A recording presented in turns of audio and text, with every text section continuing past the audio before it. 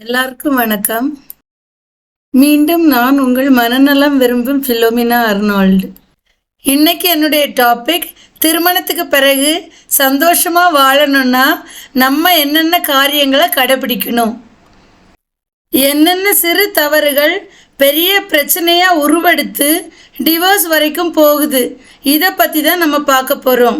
வீடியோவை ஸ்கிப் பண்ணாமல் பாருங்கள். திருமணம் ஆன பிறகு வாழ்க்கை எப்படி இருக்குமோன்னு பயந்துட்டு நிறைய பேர் திருமணம் பண்ணாமல் இருக்கிறாங்க. திருமணத்துக்கு பிறகு ரொம்ப நிம்மதியாக சந்தோஷமாக வாழணும் அப்படின்னு நினைக்கிறாங்க. ஆனால் சில சின்ன சின்ன விஷயங்களில் எப்படி நடந்து கொள்ளணும் அப்படின்ற முறை தெரியாமல் இருக்கிறதுனால முடிவு டைவர்ஸ் வரைக்கும் போகுது. அது என்னவா இருக்கும், அதை எப்படி சரி பண்ணுறதுன்றதை பற்றி தான் இந்த வீடியோவில் நான் உங்களுக்கு சொல்ல போகிறேன். முதலாவது, ஹஸ்பண்ட் அண்ட் ஒய்ஃப்குள்ளாடி ஒருத்தருக்கு ஒருத்தர் மதிப்பு கொடுத்து மரியாதையாக நடத்த பழகணும். ஒருத்தரை ஒருத்தர் குறைவாக மதிப்பிடாமல் தனக்கு எவ்வளோ ரெஸ்பெக்ட் வேணும்னு சொல்லி ஸ்பவுஸ் கிட்ட எதிர்பார்க்குறாங்களோ அதே அளவு ரெஸ்பெக்டை தானும் அவங்களுக்கு கொடுக்கணும். அதனால தான் give respect and take respect அப்படின்னு சொல்லுவாங்க. நல்லா படிச்சிருக்கிறேன், கை நிறைய சம்பளம் வாங்குகிறேன், நல்ல குடும்பத்தில் பிறந்திருக்கிறேன், எனக்கு என்ன குறை இருக்குது அப்படின்னு சொல்கிறதுனால ரெஸ்பெக்ட் தானாக வந்துடாது. அதிகாரத்தினாலேயோ ஆணவத்தினாலேயோ ஒருத்தரை அடக்கி ரெஸ்பெக்டை பெற்றுக்கொள்ளலான்னு நினைக்கிறது தப்பு. நீங்கள் உங்கள் ஸ்பவுஸ் கிட்ட நடந்துக்கிற விதத்தை பொறுத்து உங்களுக்குள்ள அன்பு வரும்போது தானாகவே ரெஸ்பெக்டும் சேர்ந்து வரும். சிலர் தன் ஒய்ஃபுக்கு ரெஸ்பெக்ட் கொடுப்பாங்க, ஆனால் அவங்க ஃபேமிலியை கொஞ்சம் கூட மதிக்க மாட்டாங்க. எப்போ ஒருத்தர் தான் குடும்பத்தை போல தன்னுடைய கணவன் அல்லது மனைவியுடைய குடும்பத்தை ஈக்குவலாக நினச்சி மரியாதையாக நடத்துகிறாங்களோ அப்போ தான் அந்த கப்பிள்ஸும் சந்தோஷமாக இருக்க முடியும், அந்த ரெண்டு குடும்பங்களும் சந்தோஷமாக மரியாதையோடு நடந்துக்க முடியும். கப்பிள்ஸ்ன்னு சொல்லும்போது ரெண்டு பேருமே லீடராக இருக்க முடியாது. ஒருத்தர் லீடராக இருந்தால் இன்னொருத்தர் சபார்டினேட்டாக இருந்து தான் ஆகணும், அதுதான் உண்மை. இதில் நான் சொல்கிறது தான் கேட்கணும் அப்படின்னு ரெண்டு பேரும் மாறி மாறி சொல்லும்போது அங்கே ஈகோ டாமினேட் ஆகுது. அதனால பிரச்சனை தான் வருமே தவிர தனக்கு இருக்கிற ரெஸ்பெக்டையும் இழந்து போக வேண்டிய சூழ்நிலை தான் வரும். முக்கியமாக கவனிக்க வேண்டியது ஒன்று என்னென்னா, உங்கள் பார்ட்னர் உங்களை தனக்கு சொந்தமாக தனக்கு மட்டும் உரிமையாக கொண்டாடிட்டு இருக்கும்போது அவங்க சொல்கிற சில சீக்ரெட்டான விஷயங்களை மற்றவங்க முன்னால் ஏளனமாக கிண்டல் பண்ணுற விதமாக சொல்லிட்டு தெரியாதீங்க. அவங்கள இழிவுபடுத்துகிற மாதிரியோ கேவலப்படுத்துகிற மாதிரியோ நடந்துக்காதீங்க.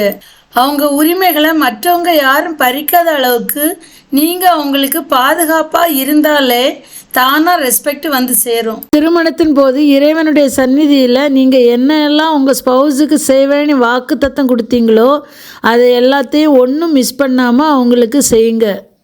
அதை செய்ய தவறும் போது உங்கள் மேலே இருக்கிற மரியாதையும் நம்பிக்கையும் அவங்க இழந்து போவாங்க.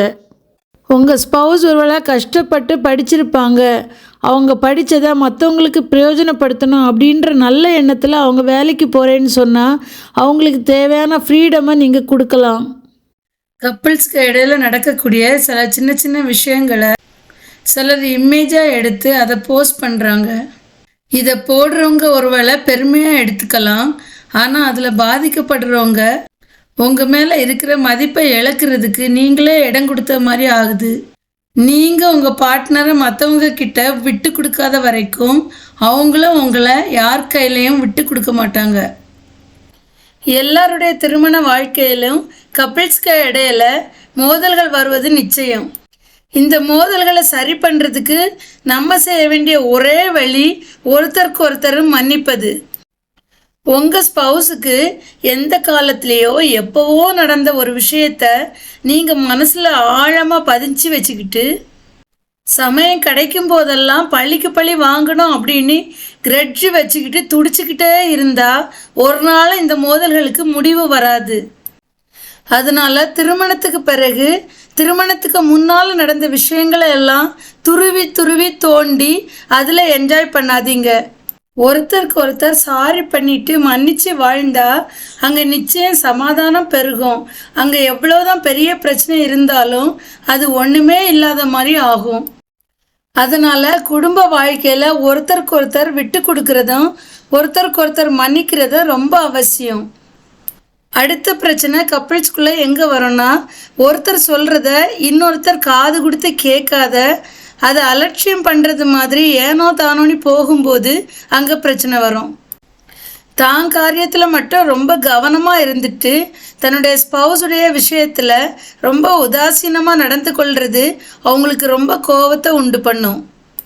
உங்கள் ஸ்பௌஸ் சொல்கிறத நீங்கள் அட்டென்டிவாக கவனிக்கிறீங்க அப்படின்றத ஒரு ரிப்ளை மூலமாகவோ கெஸ்டர்ஸ் மூலமாகவோ அவங்களுக்கு நீங்கள் கன்வே பண்ணணும்.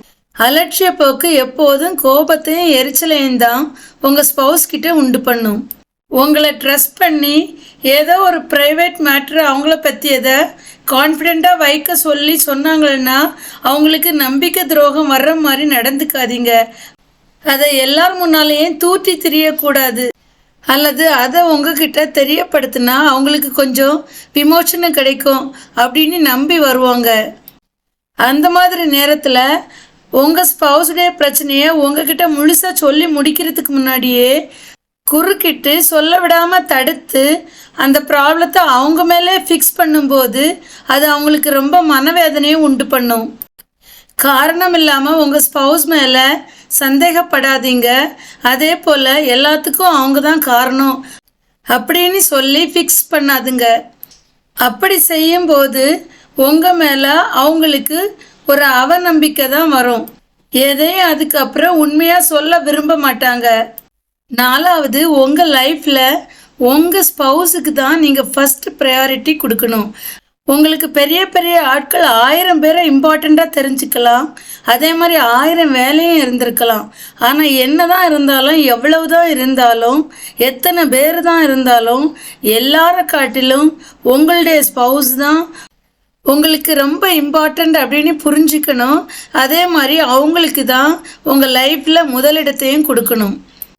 சிலர் தான் வீட்டில் என்ன நடக்குது அப்படின்றத கண்டுக்கிடாமலும் தான் வீட்டு சூழ்நிலையை புரிஞ்சு உதவி செய்யாமலும் இருந்துக்கிட்டு மற்றவங்களுக்காக உதவி செய்கிறதுக்கு ஓடுறதுனால பல குடும்பங்களில் இன்றைக்கி பிரச்சனை நடக்குது. தன்னுடைய குடும்பத்துக்காக எந்த ஒரு டிசிஷன் மேக் பண்ணுறதா இருந்தாலும் சரி, இல்லை எந்த ஒரு ப்ராப்ளத்தை சால்வ் பண்ணுறதுக்கு வேண்டிய காரியமானாலும் சரி, அதில் தன்னுடைய ஸ்பௌஸை இணைச்சிக்கிட்டா அவங்களும் தன்னை கேர் எடுத்துக்கிறதாகவும் அவங்களுடைய வேல்யூவே அவங்க புரிஞ்சுக்கிடுவாங்க. ஃபார் எக்ஸாம்பிள், ஒரு புது வேலையில் நீங்கள் சேர்றீங்கன்னு வச்சுக்கோங்க. அந்த வேலையில் சேர்கிறதுக்கு முன்னால் நீங்கள் அந்த டிசிஷன் மேக் பண்ணும்போது உங்கள் ஒய்ஃபை அதில் இன்வால்வ் பண்ணிக்கணும். காரணம், அந்த வேலையில் சேர்ந்த பிறகு அந்த வேலையினால் நீங்கள் உங்கள் ஃபேமிலிக்கு செலவு பண்ணக்கூடிய நேரம் குறையும், வேறு ரெஸ்பான்சிபிலிட்டிஸ் எல்லாம் அதிகமாகும். அதே நேரம் முக்கியமான சில விஷயங்களை மிஸ் பண்ண வேண்டியதும் வரும். அதனால் எப்போவுமே நல்ல ஒரு அண்டர்ஸ்டாண்டிங்கோட டிசிஷன் மேக் பண்ணும்போது அந்த காரியங்கள் பெட்டராக முடியும். இதனால் நிறைய பிரச்சனைகளை நம்ம தவிர்க்கலாம். சில பிரச்சனைகளுக்கு நீங்கள் எடுக்கிற சொல்யூஷனை உங்கள் ஸ்பௌஸு அக்ரி பண்ணாமல் போகலாம்.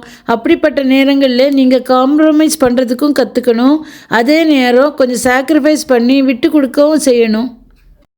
உங்கள் ஸ்பௌஸ் பக்கமாக சார்ந்து ஏன் அவங்க அப்படி ஃபீல் பண்ணுறாங்க, எதுக்காக இதை இப்படி சொல்கிறாங்க அப்படின்றத நீங்கள் புரிஞ்சுக்கிட்டு ஒரு பெஸ்ட்டு சொல்யூஷனை நீங்கள் 2 பேரும் சேர்ந்து எடுத்தீங்களன்னா அதுவும் உங்கள் வாழ்க்கையில் நிம்மதியை கொண்டு வரும்.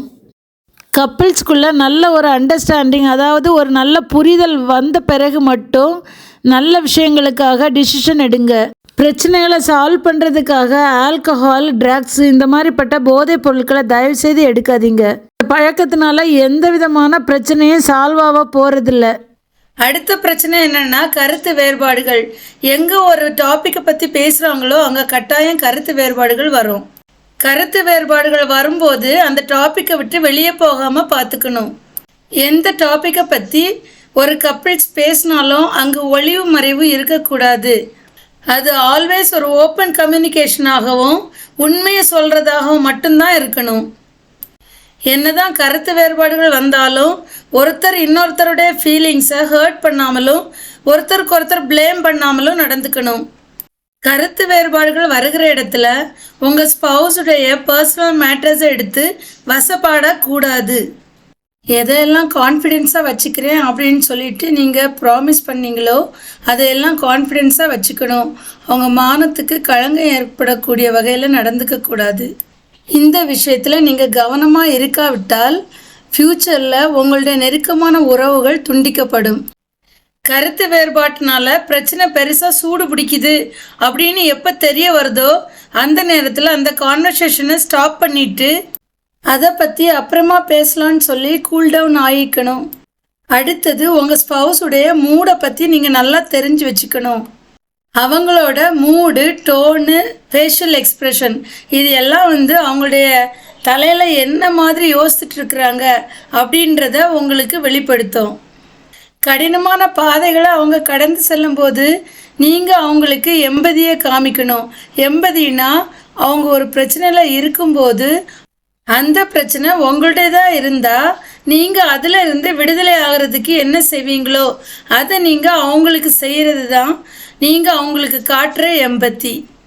நீங்கள் அவங்களுக்கு பாதுகாப்பாக சேஃப்டியாக இருக்கிறீங்க அப்படின்னு அவங்க நினைக்கும் போது அவங்களுடைய தாட்ஸ் அல்லது ஃபீலிங்ஸ் எதுவாக இருந்தாலும் எதையும் மறைக்காமல் உங்ககிட்ட ஷேர் பண்ணுவாங்க. 4 பேர் முன்னிலையில் உங்கள் ஸ்பௌஸை நீங்கள் கரெக்ட் பண்ணணும் அப்படின்னு நினச்சிங்கன்னா அந்த கூட்டத்திலேருந்து தனியாக வர வச்சு தனியாக அவங்களுக்கு அட்வைஸ் பண்ணி கரெக்ட் பண்ணுங்கள். 4 பேர் முன்னால் நிற்கும்போது உங்கள் ஸ்பௌஸுக்கு ஏதோ ஒரு பிரச்சனை வர்ற மாதிரி நீங்கள் ஃபீல் பண்ணிங்களன்னா உங்களுடைய முழு சப்போர்ட்டையும் கொடுத்து அவங்க மேலே ரொம்ப அட்டென்டிவாக இருங்க. இது நீங்கள் உங்கள் ஸ்பௌஸை கேர் பண்ணுறீங்க அப்படின்ற சந்தோஷத்தையும் அவங்க உங்களுக்கு போதுமாக இருக்கிறாங்க அப்படின்ற நிம்மதியையும் கொடுக்கும்.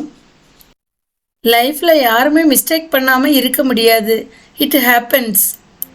அது உங்கள் ஸ்பௌஸுக்கு எதிராக சொல்கிறதா இருக்கலாம் அல்லது செய்கிறதா இருக்கலாம்.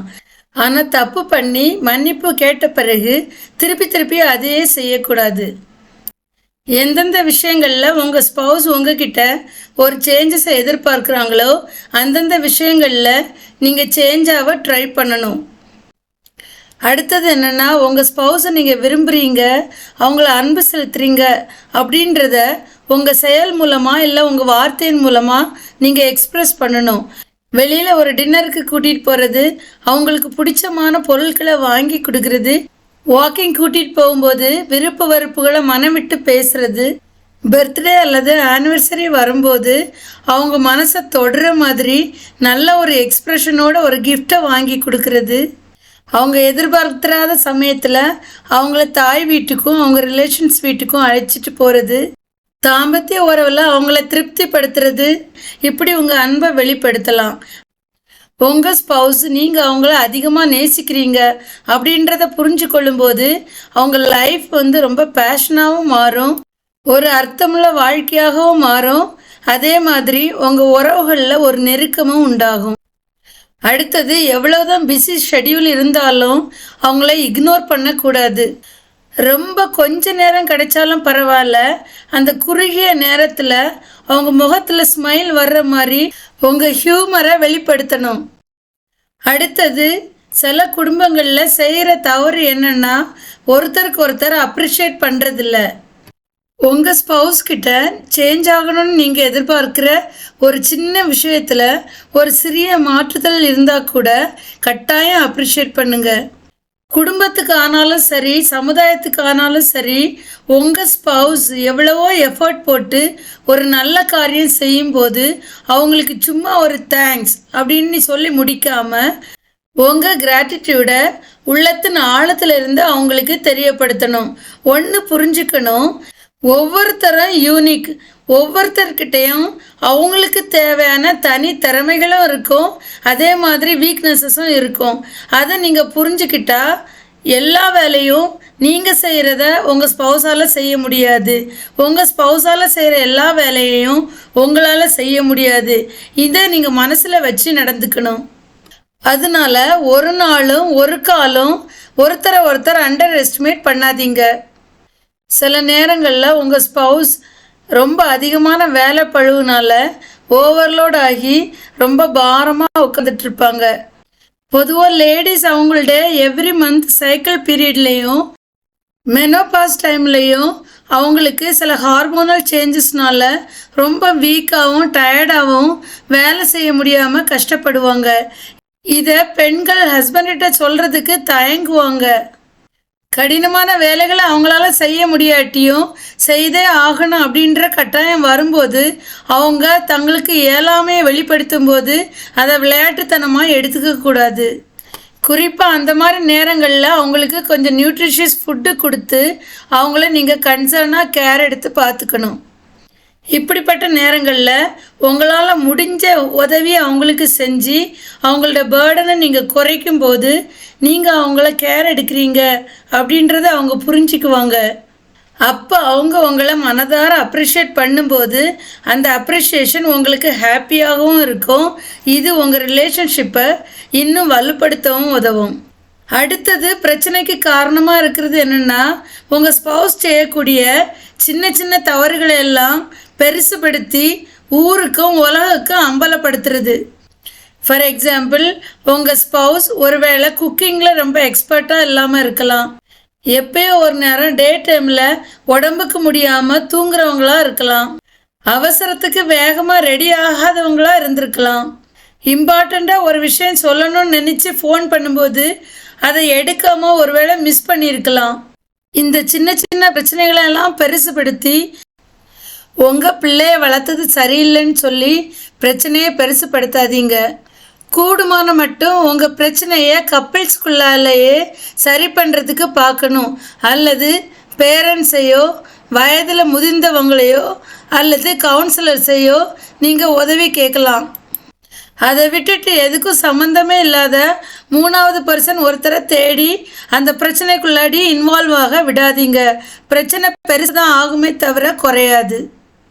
அடுத்த தவறு எங்கே பண்ணுறோன்னா, வரவுக்கு மீறி அதிகமாக செலவு பண்ணி கடன் பிரச்சனைக்குள்ளாக ஆகும்போது இந்த பிரச்சனை ரொம்ப பூகம்பமாக வெடிக்கும். திருமணத்துக்கு பிறகு கப்பிள்ஸ் யாருக்காவது உங்கள் குடும்பத்துக்கோ அல்லது உங்கள் உறவினருக்கோ உதவி செய்யணும்னு நினச்சா, அது பண உதவியாக இருந்தாலும் சரி அல்லது வேறு எந்த உதவியாக இருந்தாலும் சரி, உங்களுக்குள்ள உட்கார்ந்து பேசி நல்ல தெளிவான ஒரு முடிவு எடுத்து அப்புறம்தான் செய்ய ஆரம்பிக்கணும். இன்னும் நிறைய சொல்லிக்கிட்டே போகலாம். இந்த வீடியோவில் நான் சொல்லியிருக்கிற சில விஷயங்களில் நம்ம எங்கன்னா தவறு செய்திருந்தா அதை நம்ம திருத்த பார்ப்போம். அப்போ நம்ம இல்லற வாழ்க்கை சந்தோஷமாகவும் இனிதாகவும் நீண்ட நாள் தொடரும். திருமண வாழ்க்கைன்னு சொல்கிறது போராட்டம் நிறைஞ்சது தான். இன்பமும் துன்பமும் மாறி மாறி வந்துக்கிட்டே தான் இருக்கும். என்னவோ நம்ம டிவியில் ஃபிலிமில் பார்க்குறது மாதிரி எல்லா நாளும் ரொமான்டிக்காக இருக்காது. அந்த மாதிரி ஒரு கஷ்டமான சூழ்நிலையிலும் எப்படி நம்மளை மகிழ்ச்சியோடு மன ரம்மியத்தோடு மன அமைதியோடு வச்சுக்கணும் அப்படின்றத சொல்கிறதுக்காகத்தான் இந்த வீடியோவை நான் உங்களுக்கு வெளியிடுறேன். இந்த வீடியோ உங்களுக்கு ரொம்ப பிரயோஜனமாக இருந்திருக்கும் அப்படின்னு நான் நம்புகிறேன். இந்த வீடியோவை நியூலி மேரீடு கப்பிள்ஸ்க்கும் புதுசாக கல்யாணம் ஆக போகிற தம்பதிகளுக்கும் அனுப்பி வைங்க. அப்படியே என்னுடைய மென்டல் ஹெல்த் நாலேஜ் ட்ரெஷர் சேனலுக்கு ஒரு லைக் பண்ணுங்கள், ஷேர் பண்ணுங்கள், சப்ஸ்கிரைப் பண்ண மறந்துடாதீங்க. தொடர்ந்து எல்லா வீடியோவையும் பாருங்கள். தேங்க்ஸ் ஃபார் வாட்சிங்.